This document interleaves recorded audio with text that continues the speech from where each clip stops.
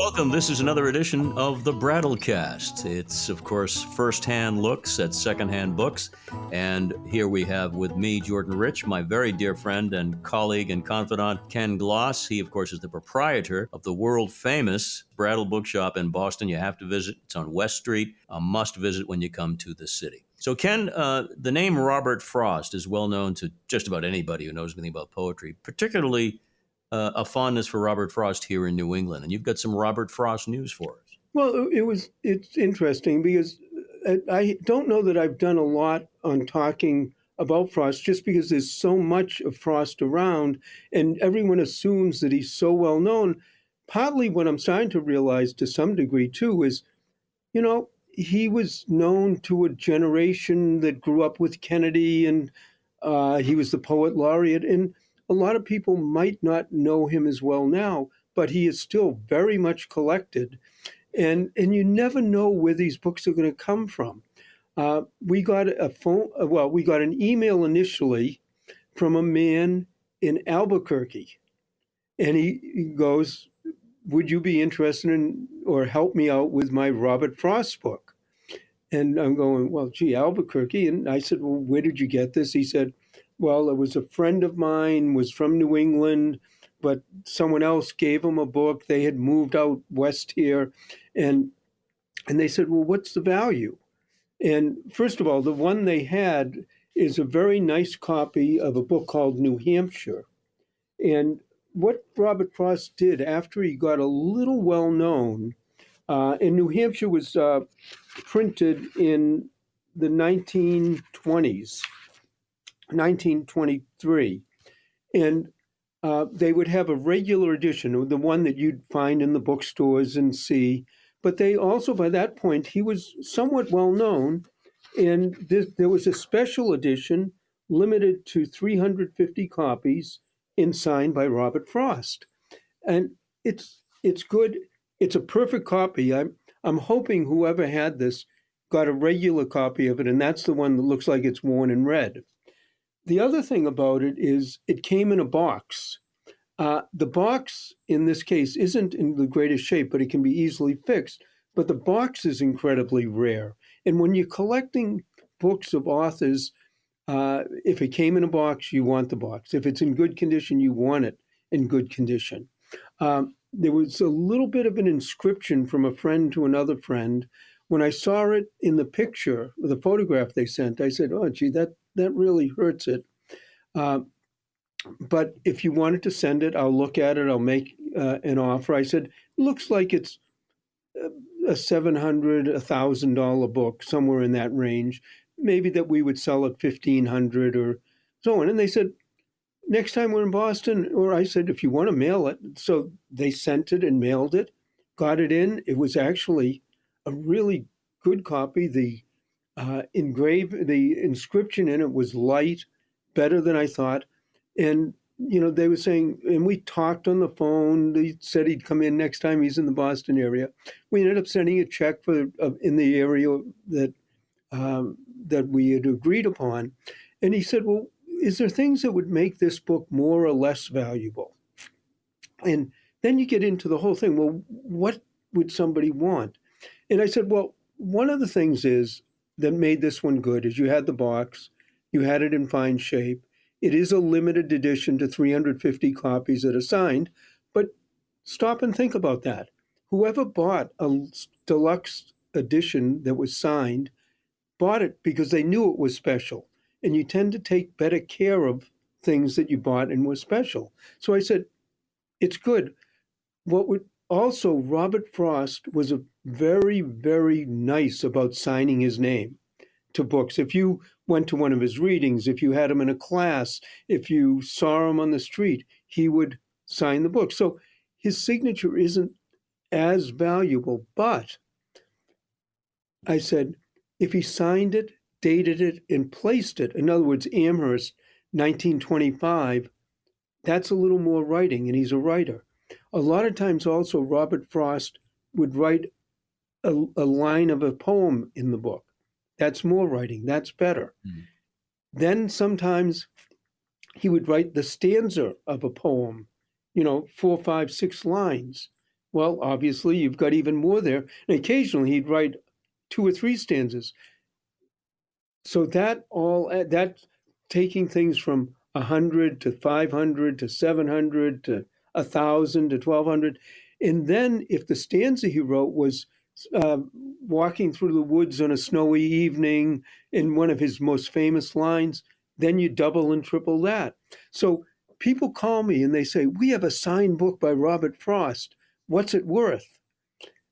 Also, if it's one of his first books, one of his first books was called A Boy's Will.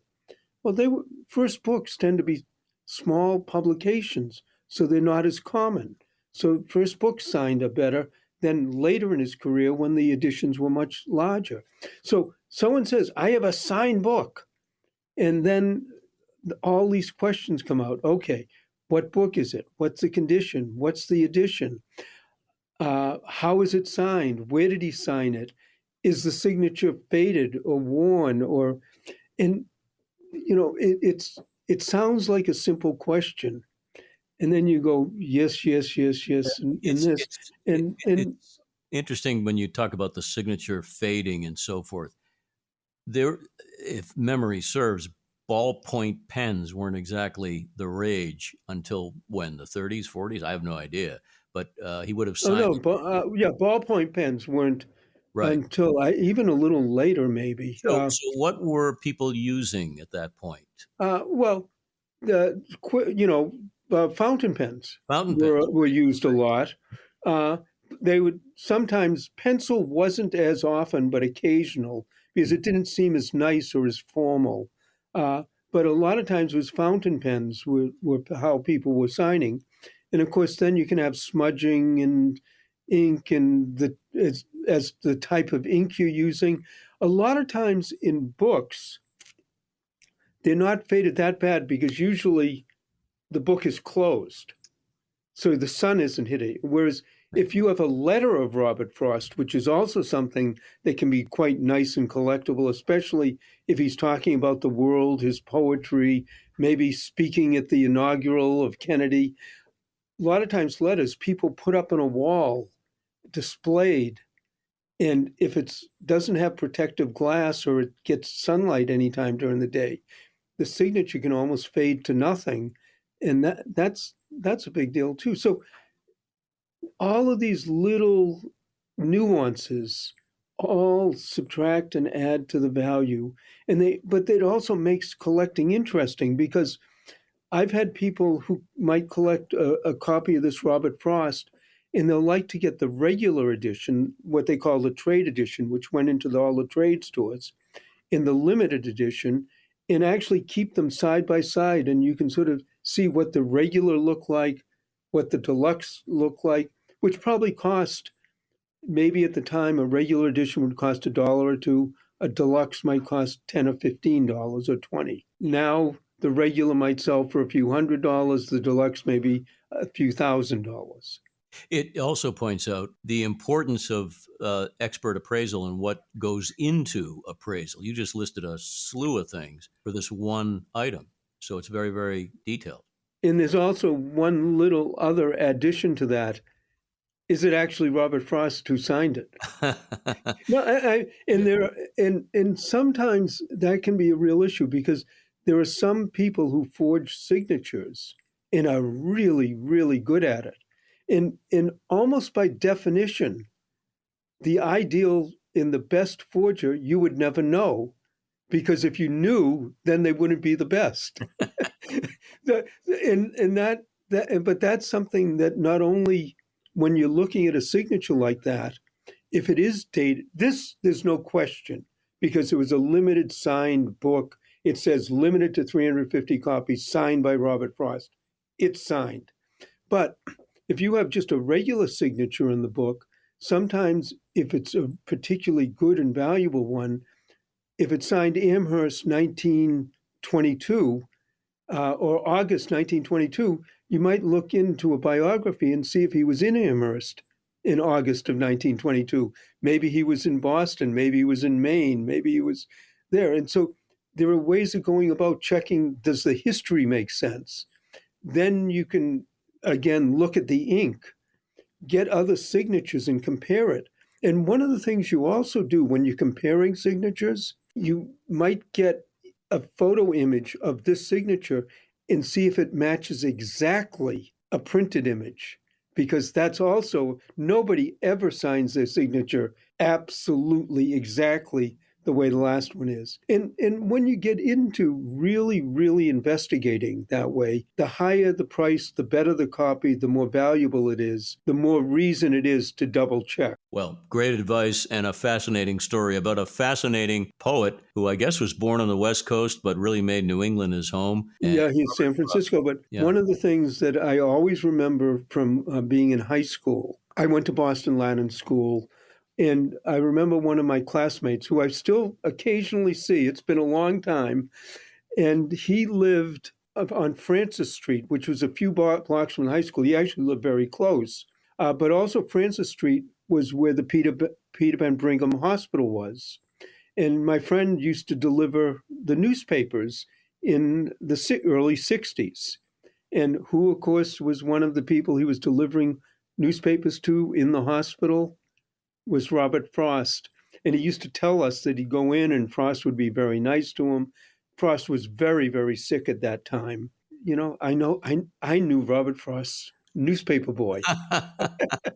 So many claims to fame from the great Ken Gloss. A terrific story. What we do here on a regular basis on the Brattlecast, and we thank you for listening and invite always, as you know, Ken, people to make suggestions, ask questions, or requests. Requests are welcome. Oh, absolutely. And it's also nice to hear from people because you actually know that someone's listening.